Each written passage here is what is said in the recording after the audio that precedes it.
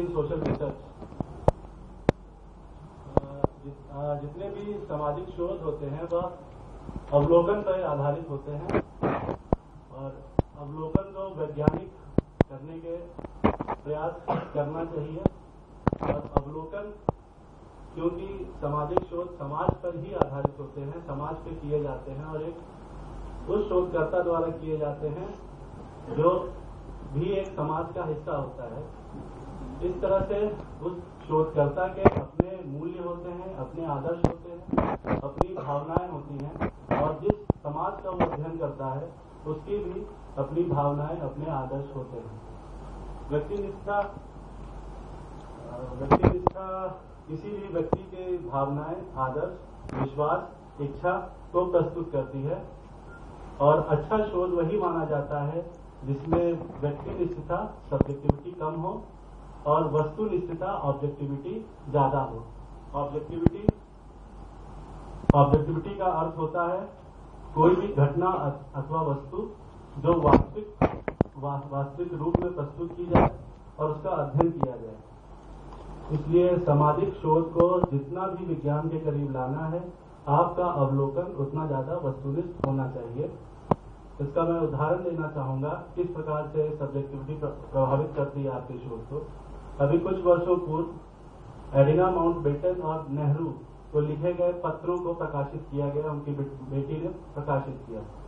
अब इसका अध्ययन किस प्रकार से सब्जेक्टिव हो सकता है, इसको तीन तरह से पढ़ा जा सकता है। एक दोस्ताना पत्र जो एक दोस्त ने दूसरे दोस्त को लिखा, एक इंटेलेक्चुअल राइटिंग जो एक इंटेलेक्चुअल ने दूसरे इंटेलेक्चुअल को लिखा और तीसरा जिसको सबने माना वो था प्रेम पत्र।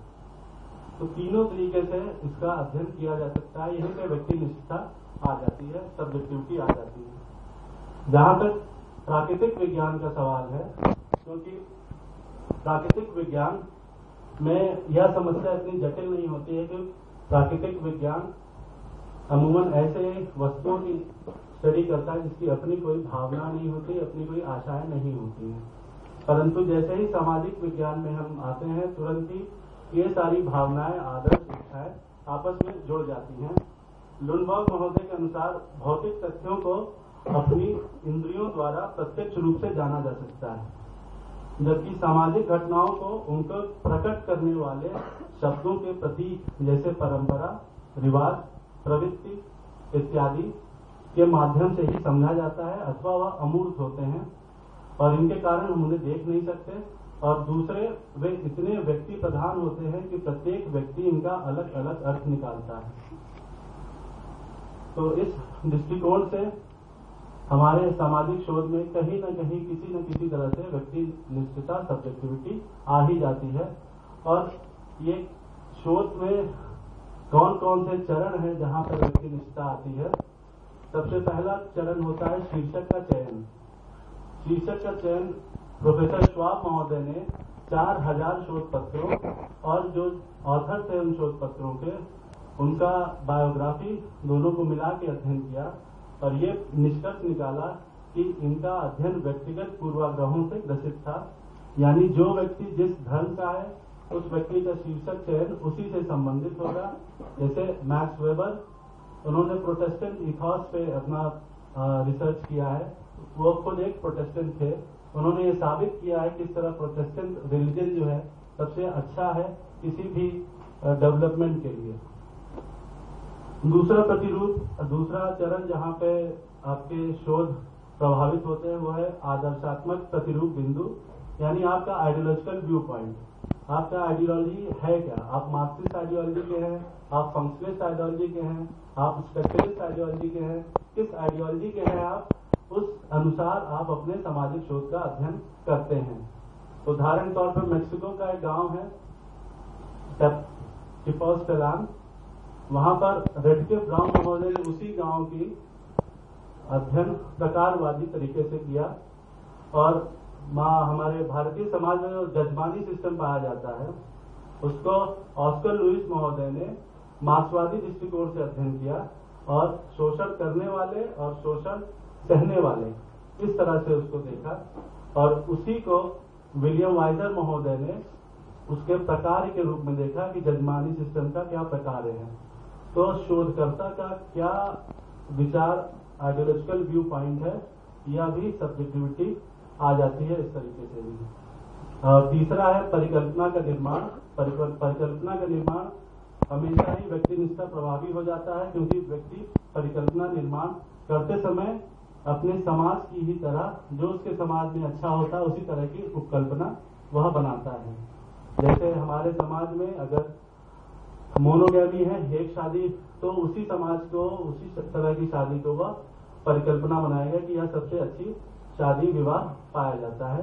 अन्य जनजातीय समाजों में जहाँ बहुविवाह प्रथा है, वहां को वो परिकल्पना ऐसी बनाएगा कि वह अच्छी नहीं होती है। चौथा चरण है आंकड़े एकत्र करने में। आंकड़े एकत्र करने में भी व्यक्तिनिष्ठा आ जाती है। और आंकड़े एकत्र करते समय जैसे आपको जेंडर डिस्क्रिमिनेशन पर अध्ययन करना है, तो आपका यह पूर्वाग्रह होगा कि जेंडर डिस्क्रिमिनेशन तो होगा ही होगा, और आप उस तरह से ही आंकड़े इकट्ठा करेंगे और इस तरह से ही उन आंकड़ों का जो नेक्स्ट चरण होगा विश्लेषण किया जाएगा, ताकि ये साबित हो जाए कि जेंडर डिस्क्रिमिनेशन हुआ है। जबकि होना ये चाहिए कि आप तथ्यों का संकलन करें और उन तथ्यों के आधार पर अगर जेंडर डिस्क्रिमिनेशन निकल रहा है तब आप यह विश्लेषण करें आंकड़ों का कि जेंडर डिस्क्रिमिनेशन इस तरह से पाया गया। और पांचवा जहां पे सब्जेक्टिविटी आती है वो है क्षेत्र की सीमाएं। इसका मैं एक उदाहरण देना चाहूंगा। आंध्रे बेते ने तमिलनाडु के तंजावर जिले में श्रीरामपुर गांव में अध्ययन किया था। गांव को दो भागों में बांटा गया था, अग्रहारण जहां ब्राह्मण ज्यादा रहते थे और चेरी जहां व्यवसायिक जातियां ज्यादा रहती थी। आंध्रे बेते महोदय ने पहले अग्रगाहन गांव का अध्ययन किया और बाद में चेरी गांव का अध्ययन किया। इसके बाद जब वह आंकड़ों का पुनः निरीक्षण करने अग्रगाहन गांव में गए तो उन लोगों ने उनको मना कर दिया, क्योंकि उनकी मान्यता थी कि दूसरे गांव में नीच जातियां रहती हैं और ऐसी मान्यता थी कि जो उस गांव में जाता है वह अपवित्र हो जाता है। तो इसी प्रकार जब भी आप सामाजिक शोध करते वक्त, अपना शोध करते वक्त क्षेत्र में जाते हैं तो हर क्षेत्र की एक सीमा होती है और उस सीमा को आपका पालन करना आवश्यक होता है, जहां पे व्यक्तिनिष्ठता आ जाती है। अब मैं बताना चाहूंगा कि कैसे इससे बचा जाए, कैसे व्यक्तिनिष्ठता से बचा जाए और वस्तुनिष्ठता कैसे लाई जाए। मैक्स वेबर महोदय ने इस पे लिखा है, सबसे पहले उपाय है यांत्रिक कुशलता, टेक्निकल कॉम्पिटेंस। आप जिस विषय के हैं उसी विषय में शोध करेंगे। हर विषय का एक स्पेशलाइजेशन होता है, आप उस स्पेशलाइज्ड है उस क्षेत्र में तो आप उसी में अपना अध्ययन करेंगे।